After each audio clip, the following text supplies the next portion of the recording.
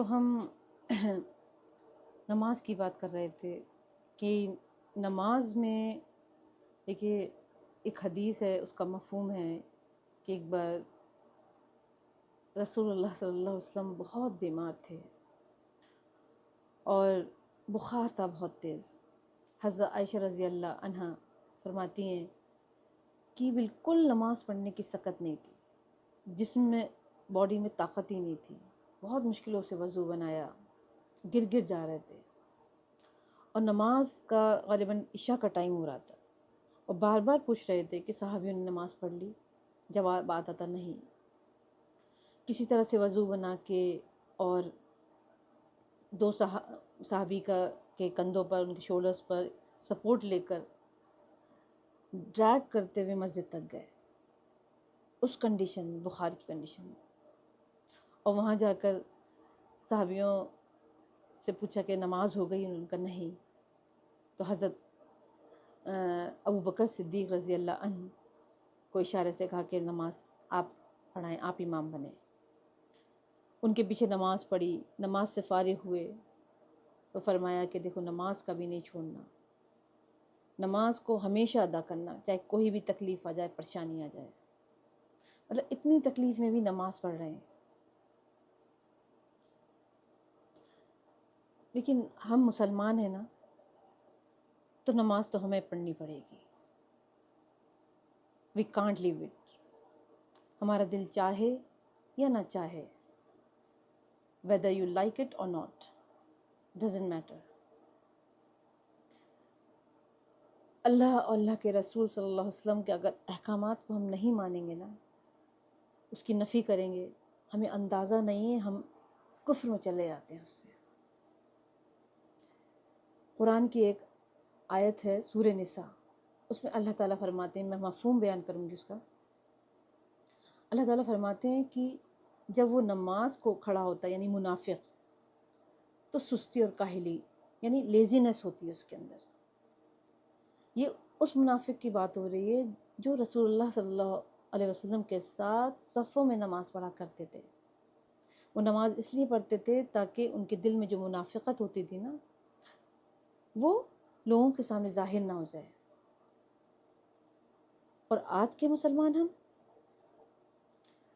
مشکل سے 5 مطلب یا تو نماز ہی نہیں پڑھتے ہیں، یا 2-3 ٹائم کی میکزیمم، اگر 5 ٹائم کی پڑھ بھی لی تو بہت مطلب بھاری پڑتی ہے ہم پہ نماز، بہت سستی سے، بے دھیانی سے پڑھتے ہیں، وقت پر نہیں پڑھتے ہیں۔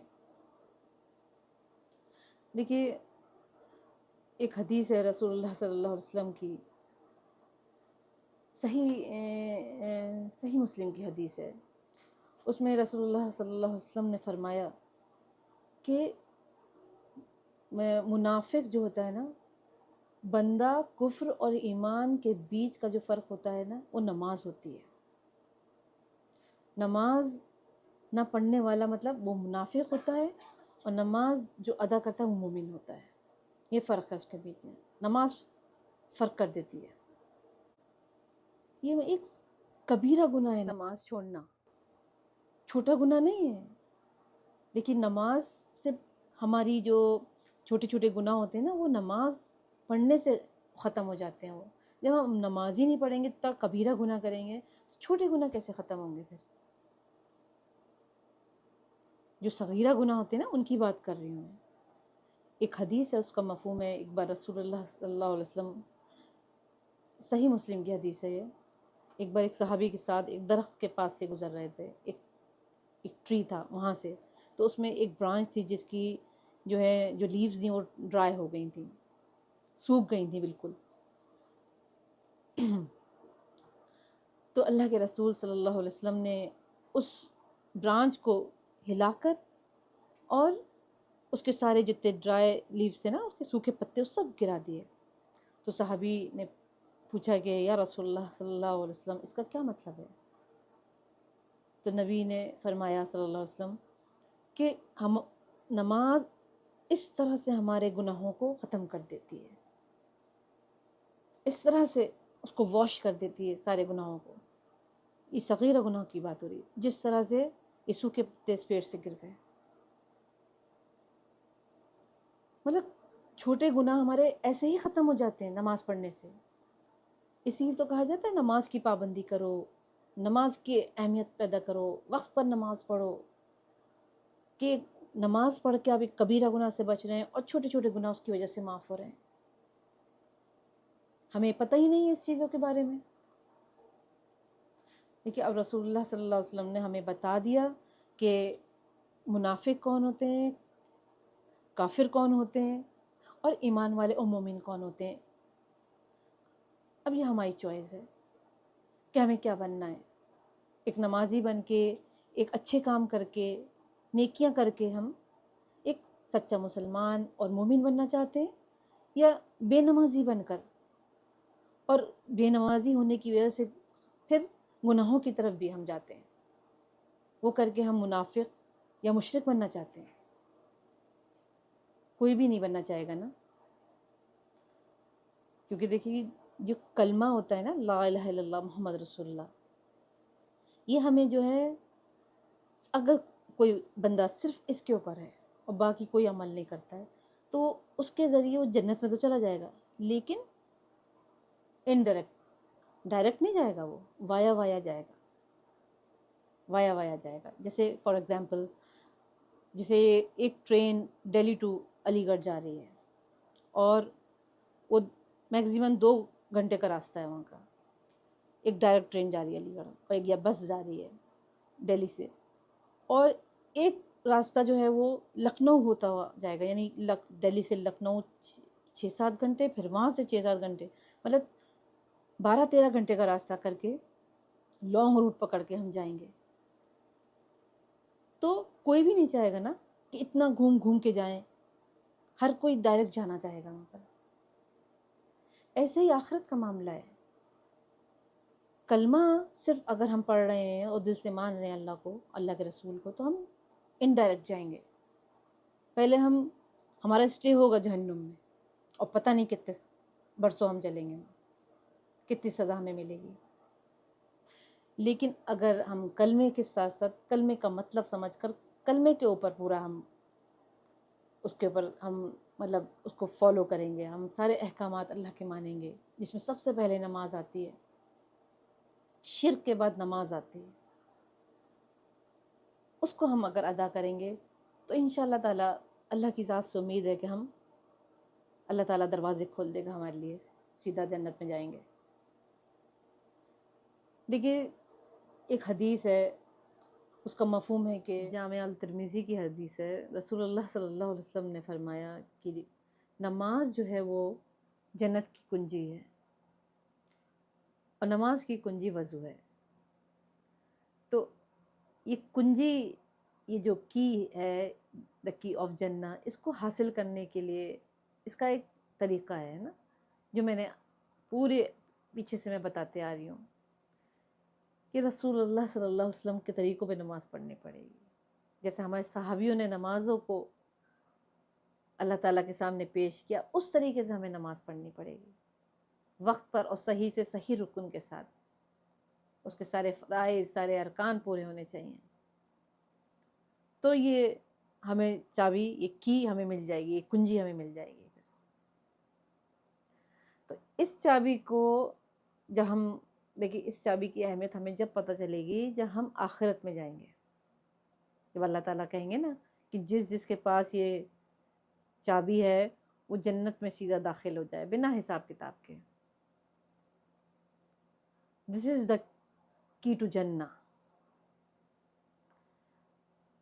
جس طرح سے دیکھیے اگزامپل دیتی ہوں میں آپ کو، کہ دنیا کا گھر حاصل کرنے کے لیے، دنیا میں ہم ایک گھر پرچیز کرنے جاتے ہیں، خریدنے جاتے ہیں، ہے نا. ایک بروکر ہوتا ہے، یعنی کہ ایجنٹ جو ہوتا ہے وہ ہمیں گھر دلواتا ہے.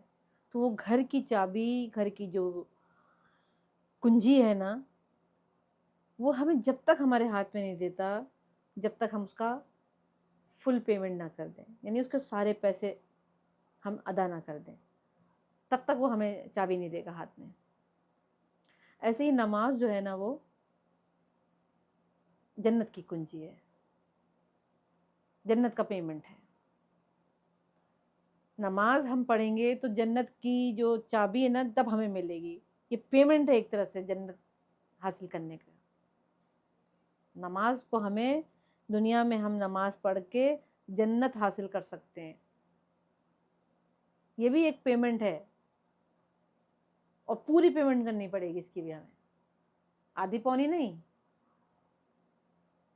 میرا یہی سمجھانا ہے کہ دیکھیں ہم دنیا کی چیزوں کے لیے اتنے فکر مند ہوتے ہیں. ایک سوچے گھر تو ہر کسی کو پسند ہے کہ گھر کسی طریقے سے دنیا میں ہمارا ایک چھوٹا سا ہی گھر ہو جائے, لیکن وہ ہر کسی کو حاصل نہیں ہوتا. کسی کو ملتا ہے, کسی کو نہیں ملتا, کسی کو بڑا ملتا ہے, کسی کو چھوٹا ملتا ہے. لیکن جنت کا جو گھر ہے نا اس کی کسی کو فکر نہیں, جبکہ وہ سب کو مل سکتا ہے. اگر اس کی پیمنٹ بہت آسان ہے, نماز ادا کرنی ہے. غریب امیر ہر کوئی اس کو ادا کر سکتا ہے. یہاں کے گھر کی پیمنٹ مشکل ہے. ہاں اگر ہم جنت کے پیمنٹ کا دھیان رکھیں گے تو ہو سکتا ہے اللہ تعالیٰ ہمارے, کہ اللہ کی مرضی ہے, وہ اللہ تعالیٰ یہاں کی پیمنٹ کا بھی انتظام کر دے ہمارے, ہے نا. تو میرا بس یہی کہنا ہے کہ دیکھیے ہم اگر صرف دنیا کو حاصل کرنا چاہیں گے نا, فرسٹ پرائیورٹی دنیا کو دیں گے, تو اللہ تعالیٰ ہمیں صرف دنیا ہی دے دیں گے, پھر جنت میں ہمارے لیے کچھ نہیں بچے گا. ہمیں دونوں جگہ چاہیے. اسی لیے تو پڑھتے ہیں ربنا آتینا فی الدنیا حسنۃ وفی الآخرۃ حسنۃ وقینا عذاب النار. اللہ تعالیٰ ہمیں دنیا بھی عطا فرما اور آخرت بھی عطا فرما. تو دونوں, ہم مسلمانوں کو تو دونوں جگہیں چاہیے. تو اللہ سے بس یہی دعا کریں اللہ تعالیٰ ہم کو نماز سے زیادہ کسی چیز کی اہمیت ہمارے دل میں نہ ڈالے. اللہ تعالیٰ جو ہے ہمیں نمازوں کے لیے چیزوں کو سیکریفائز کرنا سکھا دیں. نمازوں کے لیے ہم چیزوں کو چھوڑیں اور نمازوں کو وقت پر پڑھیں. ایک اور حدیث ہے, ایک بار ایک صحیح مسلم کی حدیث ہے کہ ایک بار ایک صحابی رسول اللہ صلی اللہ علیہ وسلم کے پاس آئے اور سوال کیا, یا رسول اللہ, اللہ کے نزدیک سب سے محبوب عمل کون سا ہے؟ اللہ کے رسول صلی اللہ علیہ وسلم نے فرمایا کہ نماز کو وقت پر پڑھنے, وہ عمل سب سے زیادہ محبوب اللہ کو. جب حضرت عمر رضی اللہ عنہ جب گورنرز جو ہوتے تھے نا ان کے ساتھ جب میٹنگ کرتے تھے تو سب سے پہلے حال چال نہیں پوچھتے تھے. سب سے پہلے یہ کہتے تھے کہ سب سے اہم کام میرے نزدیک نماز ہے. جس نے نماز کی حفاظت کی اور اس کے ٹائم پر اس کو ادا کیا, اس نے صرف نماز کی حفاظت نہیں کی بلکہ پورے دین کی حفاظت کی. اس نے پورے دین کی حفاظت کی. اور جس نے نماز کی حفاظت نہیں کری, یعنی جس نے نماز کو ضائع کر دیا, وہ دنیا کے کسی بھی کام میں اچھا عمل پیش نہیں کر سکتا. اور ہم نماز ہی نہیں پڑھتے, وقت پر تو بہت دور کی بات ہے, چھوٹی چھوٹی چیزوں کے لیے سیکریفائز کر دیتے ہیں نمازوں کو. نہ کہ نماز کے لیے چیزوں کو سیکریفائز کریں, نماز کے لیے ہر چھوٹی چھوٹی چیز کے لیے ہم نماز کے جسٹیفیکیشن دے دیتے ہیں کہ اس وجہ سے نہیں پڑھی, اس وجہ سے نہیں پڑھی, آج میری طبیعت صحیح نہیں تھی, آج میں تھوڑا لیٹ ہو گئی, یہاں چلی گئی, وہاں چلی گئی, میرے چھوٹے بچے ہیں تو میرے کپڑے ناپاک ہیں, یا میں کھانا بناتے مجھے لیٹ ہو گیا, میری ہمت نہیں ہوئی, میں کہیں فنکشن میں جا رہی ہوں تو میں میک اپ میں کر چکی ہوں, تو میں کیسے نماز, مطلب نماز کہاں, نماز بیچ میں کہیں نہیں ہے. سینس لیس جسٹیفیکیشن ہے یہ. کیا کیا ایکسکیوز دیتے ہیں کہ بچے چھوٹے ہیں, نماز کا اس سے کوئی تعلق نہیں ہے. نماز تو اب پڑھنی پڑے گی, پرفارم کرنی پڑے گی, ہم مسلمان ہیں نا. تو دیکھیے کافر اور مومن میں یہی تو فرق بتایا ہے رسول اللہ صلی اللہ علیہ وسلم نے. نماز کا ڈفرینس ہے ہمارے بیچ میں, باقی ہر مذہب میں ساری چیزیں ہوتی ہیں کچھ نہ کچھ. اور نماز جو ہے وہ ایک اپنے رب کو راضی کرنے کا بہت بہترین ذریعہ ہے, جس سے ہمارا اللہ ہم سے راضی ہوتا ہے, ہم سے خوش ہوتا ہے. ہم جب نماز پڑھتے ہیں, فوکس کرتے ہیں نماز کے اوپر, اور اس کو بہت بہترین طریقے سے ہم پرفارم کرتے ہیں, ایک ایک چیز پر دھیان دیتے ہیں, اللہ کتنا خوش ہوتا ہوگا، کتنا ہم سے راضی ہو جائے گا اللہ، جبکہ اس میں اس کا کوئی فائدہ نہیں ہے. اس کی جو کوالٹیز ہیں نا اور اس کی جو صفات ہیں نا وہ نہ ڈکریز ہوتی ہیں نہ انکریز ہوتی ہیں. ہمارا فائدہ ہے، ہماری دنیا بنتی ہے، ہماری آخرت بنتی ہے اس میں.